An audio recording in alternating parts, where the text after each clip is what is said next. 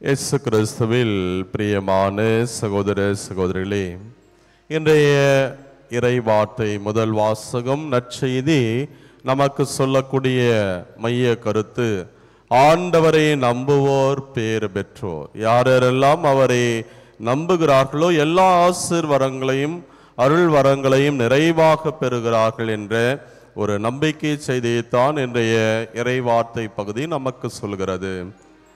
ஒரு பிரபலமான கோல்ஃப் விளையாட்டு வீரர் ஒரு முறை அவருக்கு சவுதி அரேபியா நாட்டினுடைய மன்னன் ஒரு செய்தி அனுப்புகிறான். உங்களை பற்றி நான் கேள்விப்படுகிறேன், மிக பிரபலமான ஒரு விளையாட்டு வீரர் கோல்ஃப் அந்த விளையாட்டிலே, எனவே நீங்கள் என்னோடு வந்து என் நாட்டிலே விளையாட வேண்டும் என்ற ஒரு அழைப்பை கொடுத்தார்.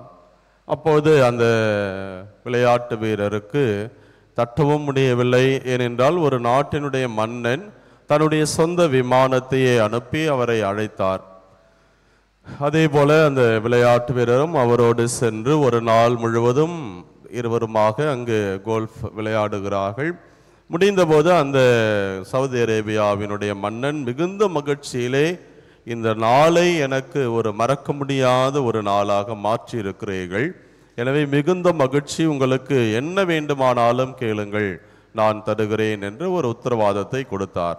அப்போ அந்த விளையாட்டு வீரர் சொன்னார், அதெல்லாம் ஒன்று வேணாம், பரவாயில்லை என்று. இல்லை இல்லை, மீண்டும் சொல்கிறேன், என்னுடைய வாழ்க்கையில் இது மறக்க முடியாத நாள், எது வேண்டுமானாலும் செய்கிறேன், கேளுங்கள் என்று சொன்னார். சரி, ஒரு கோல்ஃப் கிளப் ஒன்று ஆரம்பிக்க வேண்டும், அதற்கு நீங்கள் எனக்கு உதவி செய்தால் நன்றாக இருக்கும் என்று சொன்னபோது, கண்டிப்பாக செய்கிறேன், போய் வாருங்கள் என்று அனுப்பி வைத்தார். அந்த விளையாட்டு வீரரும் தன்னுடைய சொந்த ஊருக்கு வந்து தன்னுடைய போக்கையில் இருந்து கொண்டிருக்கிறார். காலம் கடந்து போகிறது.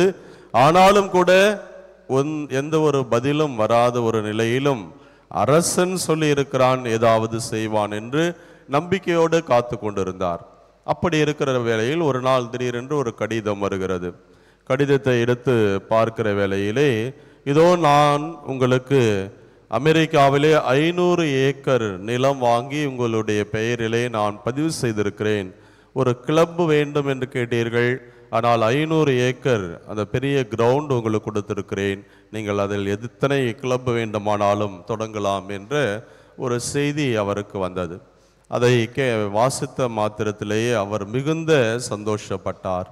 காலம் கடந்தாலும் அந்த அரசன் சொன்னதை நிறைவேற்றுவார் என்ற ஒரு நம்பிக்கை அந்த விளையாட்டு வீரரிடத்தில் இருந்தது. அதுவும் வீண் போகவில்லை, ஒரு பெரிய சன்மானமாக அவருக்கு கிடைத்தது.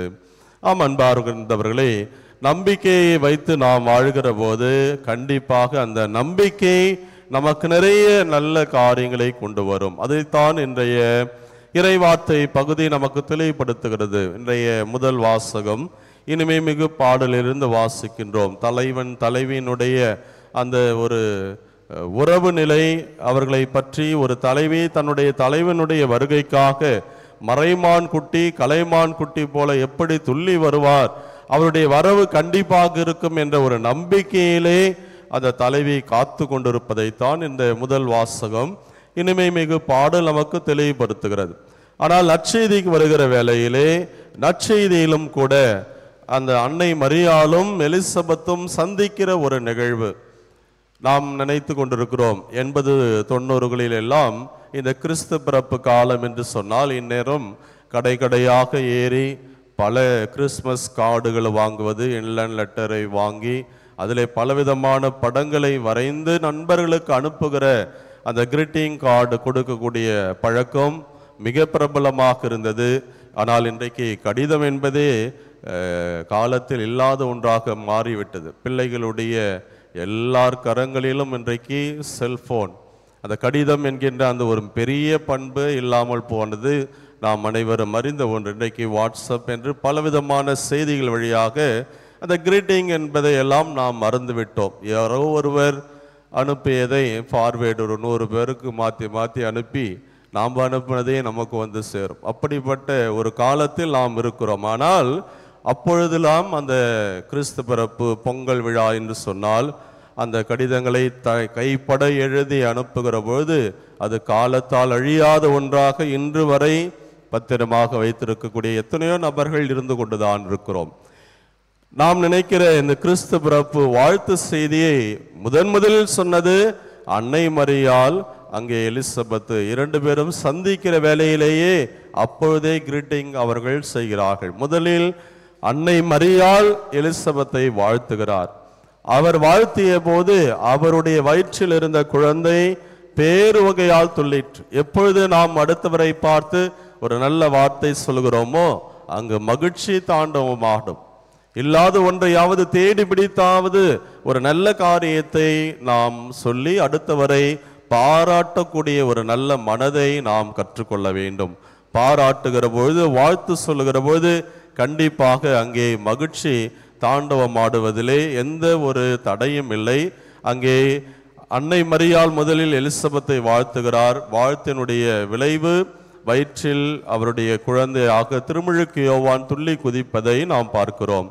பிறகு எலிசபெத் அன்னை மரியாளை வாழ்த்துகிறார். அந்த வாழ்த்தினுடைய ஒரு மேன்மையான செய்திதான், கடவுள் சொன்னதை நம்பிய நிறைவேறும் என்று நம்பிய நீர் பேறு பெற்றவர். எனவே முதல் வாசகம் நம்பிக்கையை மையமாக சொல்கிறது.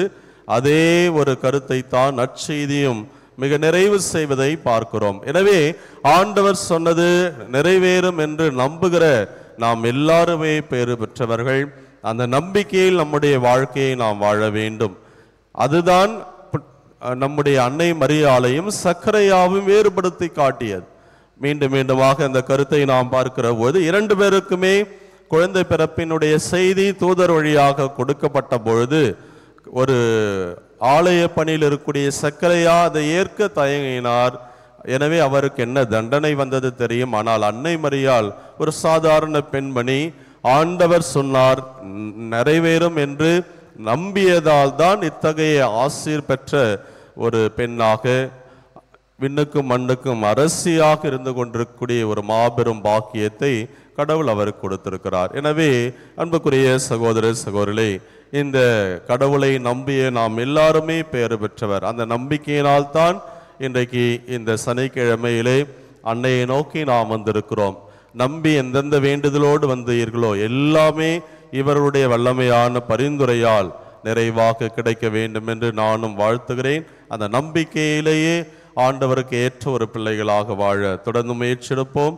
அதற்கு தேவையான வரத்திற்காக மன்றாடுவோம்.